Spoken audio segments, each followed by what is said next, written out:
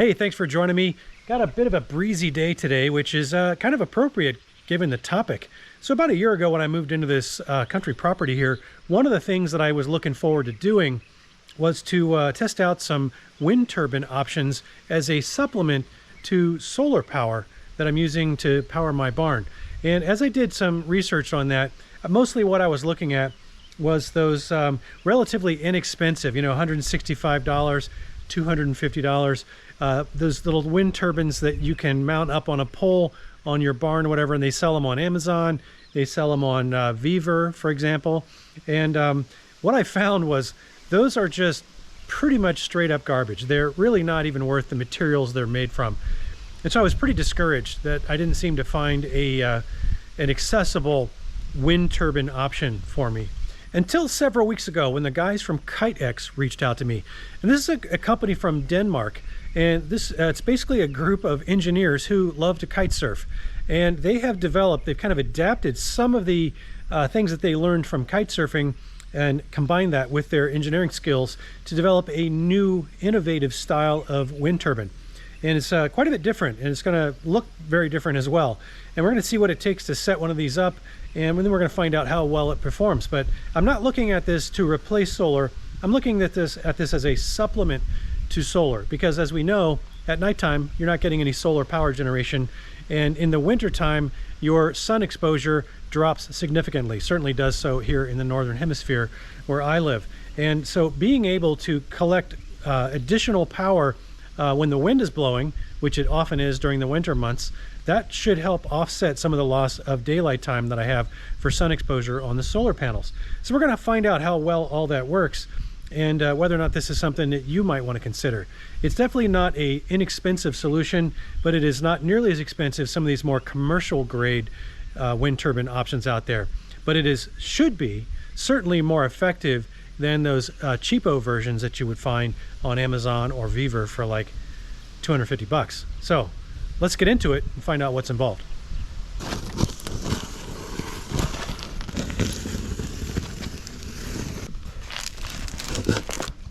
Right, you can see right away they use a lot of recyclable, low impact packaging here. It comes in two boxes. There's a smaller box that contains the generator unit, and there's a carrying case in there for that as well. There's some other accessories in that case, and we'll go into all the bits and pieces here in due time. But in here we have, over here we have the blades, we have the mounting poles, and another case. So we're going to get all of this out once we figure out where we're going to put this and start the assembly process. All right, now one of the first steps I got to deal with is choosing a suitable location. I may end up having to move this once or twice or three times in the course of this this test to find out what I'm doing here. But I think I'm going to try to get it away from the trees that I have here on the side of my barn and get this out here a little ways. Now this tree line behind me is basically facing west.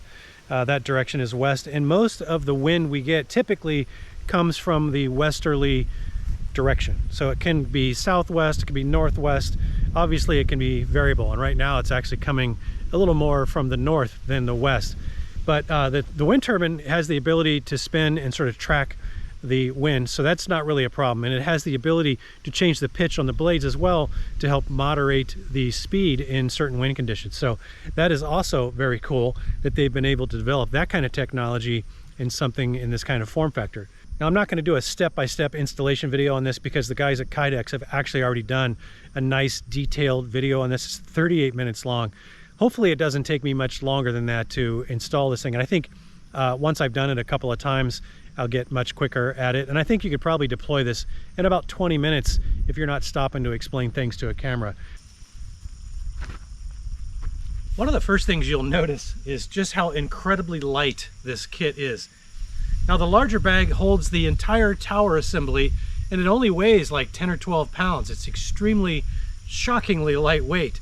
And the generator and gearbox part, the nacelle, and the miscellaneous stakes and all the other stuff comes in the smaller of the two bags, and it weighs a fair amount more, probably somewhere in the neighborhood of 25 pounds or so, maybe just a few pounds more than that. But I don't think it's more than 30. Certainly doesn't feel more than 30. So extremely lightweight setup. All right, let me get this thing out of the bags and get this thing going.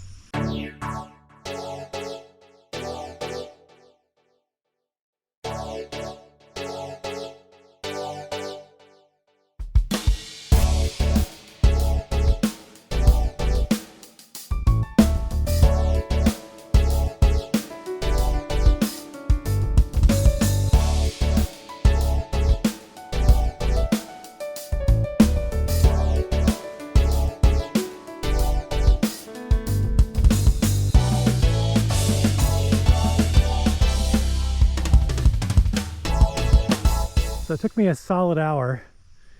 The manual says expect 1 or 2 hours on your first setup. I think you could get it somewhere between 20 and 30 minutes maybe, once you had a couple of practice runs. The one thing I'm not completely certain about is you see the little white lines that connect to those little moment arms, they call them. Those aren't particularly tight, and I'm not sure why.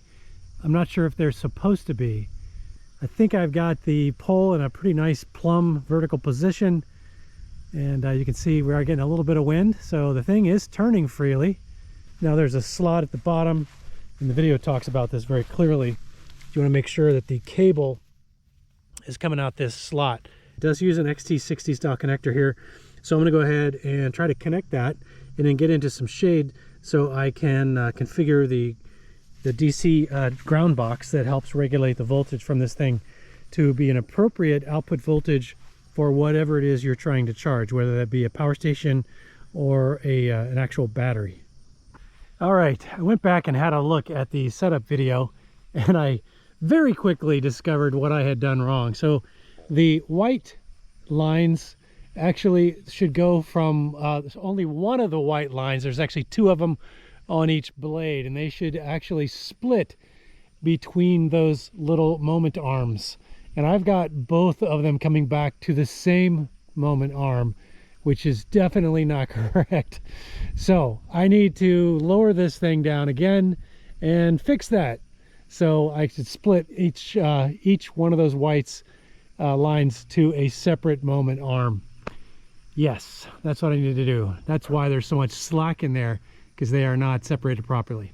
All right, so got it all set up. There's only one thing missing, and that obviously is wind. So the published operating specs for this are somewhere between 3 and 7 meters per second. And if you do the meters per second to miles per hour conversion, that equates to about 6.7 miles per hour up to about 33.5 miles per hour. So you really need about 7 miles per hour relatively constant to really start generating a reasonable amount of power out of this wind turbine. And so that's a serious consideration. You need to ask yourself before you make an investment in this, am I going to be in some place where I can get that kind of wind production when I need it? And or at least when you need to rely on power from the wind turbine. And so if you're in a high desert area where you get a lot of wind rushing through there, you know, that's a use case where this actually makes a lot of sense, although you also get a lot of sun in those particular areas. But in times when you're not getting the sun, you're very likely also going to be getting the wind, and that's where this thing is going to help also. So you could use it to complement what you're getting with solar, or you can get it to use it where you're getting this in place of solar when the sun is not out. Here, I'm going to have much more intermittent success with this type of product because I'm just not frequently getting 7-mile-an-hour sustained winds or more. Now, I do from time to time, and obviously during those times, I'm typically not in a sunny environment where I'm collecting much solar. So it still does potentially make sense, but you want to ask yourself, am I somewhere where I'm going to get sufficient wind so that this thing can actually do its job?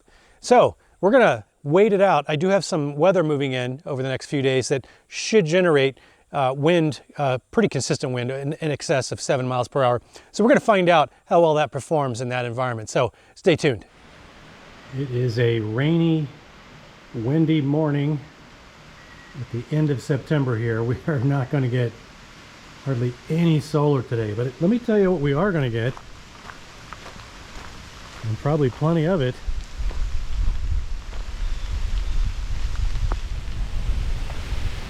Good day for a wind turbine, apparently. My biggest concern is that we may get gusts of wind today as high as 50 miles an hour, maybe. But that starts to put this thing on the edge of survivability, I think. We'll see how it goes.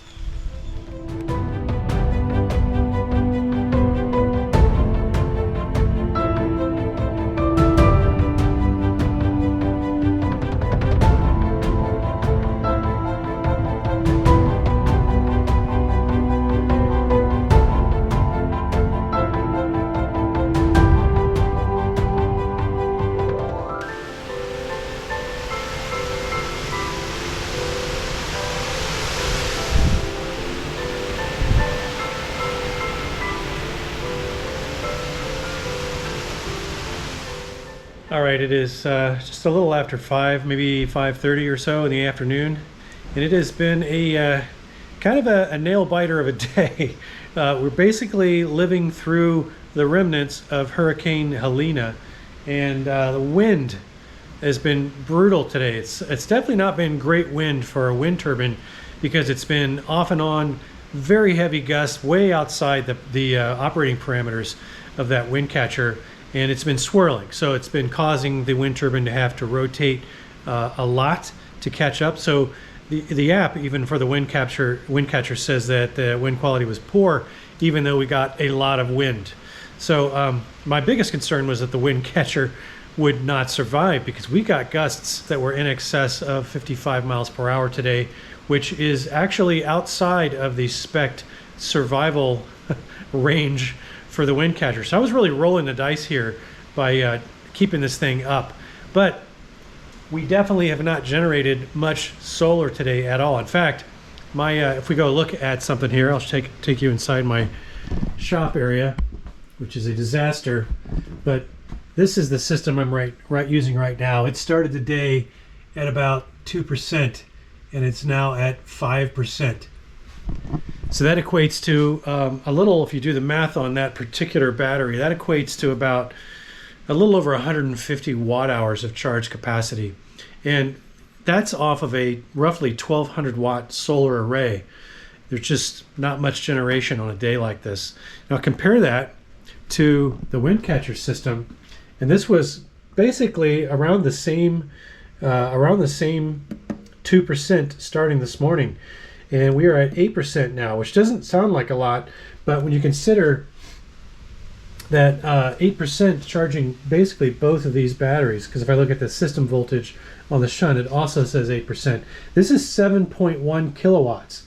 And if we assume we started about the same percentage as that other 5.1 kilowatt battery, that equates to over 300 watt hours of charge capacity from just that one 200 watt wind turbine. And if we look at the I don't think we'll get a lot of resolution here, but we say 0.3, so 300 plus kilowatts. I don't have any detail past that level of precision there, but that is correct.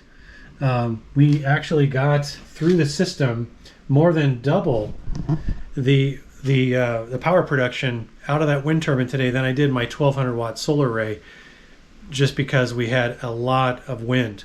Now, it would have been a lot better if the wind had been more consistent and not quite so gusty, and also consistent from a directional standpoint. In fact, the wind turbine shut itself down at least on 2 occasions, maybe 3. I have to go check the fault log, but where it was rotating well past 200 RPM, which caused it to shut down. So it wasn't even generating power during those periods. And I was able to go in and clear those faults through the little Wi-Fi portal that it has using the mobile app, and it resumed power generation. So I don't know how long total it was not generating any power because it was faulted. That's because of those crazy wind conditions. And frankly, I'm surprised that the WindCatcher, didn't get damaged in this wind, because it was, like I said, it was well outside the operating parameters. And I really was rolling the dice, taking a chance with this. But yeah, that's the result of today. And of course, we're moving into evening where we'll get 0 solar production, and we're going to get continued sporadic wind. So even though this thing outperformed by more than 100% more power production than the 1200 watt solar array today, it's going to outperform it over the course of the night as well, because I think we're out of the worst of this storm, but we're still going to get a reasonable amount of wind overnight, and it's going to continue to produce power while my solar array is completely dormant. So yeah, when the conditions are right, the wind turbine definitely does its job. All right, so what are the key takeaways here? Well, you'd be absolutely justified in thinking that 300 plus watt hours or so is not really all that much power production. And the reason for that, as I alluded to earlier, is that it's not just about the wind speed that matters. To get optimal power production from a wind turbine, especially this one, you really do need consistent and average wind speeds in that 7 mile per hour or higher range. And ideally, you need it to be coming in a fairly consistent direction, since constantly shifting wind direction can significantly lower your power production, as the wind turbine kind of has to constantly be having to orient itself to the wind, and then it has to ramp the RPMs back up to begin producing power. So when considering investing money into a product like this, you really do need to carefully consider the wind conditions where you intend to use it. And the most likely places where you're going to find suitable and appropriate wind conditions for something like this are in wide open landscapes where the wind is unobstructed by trees and hills and tall buildings, places located, along the coasts or large bodies of water, or high desert, places like the plains, or even maybe an open hilltop. In these specific kinds of geographic areas, a wind turbine like this can really be a game changer, with a single 200 watt unit like this one is being able to produce upwards of 4,500 watt hours of charge capacity in a 24-hour period with an average wind speed of, say, 13 miles an hour. Now, you would need about 900 to 1,000 watts of solar in a full day of clear sun conditions to produce that same 4,500 watt hours. And quite often, wind conditions are actually better when solar conditions are worse. Not always, but that's frequently the case. So I think you have to look at wind power as more of a complementary solution to solar rather than as an either-or decision, since having both options will cover you for the inevitable day-to-day variations in weather that favor one method of power generation over another. Now, in terms of stowability, I'd say that this WindCatcher does take up slightly more space overall than a couple of 400 watt portable solar panels, but it's also significantly lighter weight than even a single 400 watt solar panel. And then let's talk about setup and teardown. Now, I'll admit that the very first time that you set this thing up, it's pretty intimidating, and you will probably have to spend about an hour to get it set up. But once you've done this once or twice, it really does all start to make sense, and where the lines go all really starts to be fairly straightforward, and it takes about 20 minutes. And now it's still about 12 minutes longer than it'd take you to set up a couple of 400 watt portable solar panels. But if you're planning on staying put in a particular location, at least for a couple of days, I don't think that time difference in setup is a huge deal. And of course, teardown is really not all that long either. Maybe takes 10 minutes to take it down. And you don't have to babysit a WindCatcher wind turbine like you do with portable solar, where you really kind of need to align them to the sun every couple of hours to get optimal output, or you have to take them down if you're expecting any kind of significant rain or a storm where they might get blown over. Whereas the WindCatcher really can be left up and running for days, weeks, or even months at a time, requiring just periodic kind of retensioning of the guy lines, and then maybe occasional visual inspection of the wear on the generator gear teeth, and maybe just checking the belt tension. Not really a big deal. And by the way, I was extremely impressed at how well this WindCatcher actually held up in that recent run-in that we had here with the remnants of Hurricane Helene. I was clearly pushing the limits of the survivability, at least the survivability specs that are published for this. And it did actually survive despite the 60+ mile an hour wind gusts that we had, much to my great relief. So is this type of product for everyone?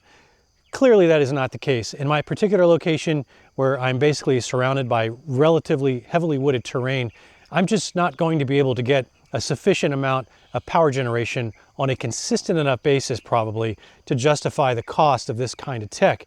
We'll have to see if the calculus of that changes during the winter months, where we are going to be getting a fair bit more of wind.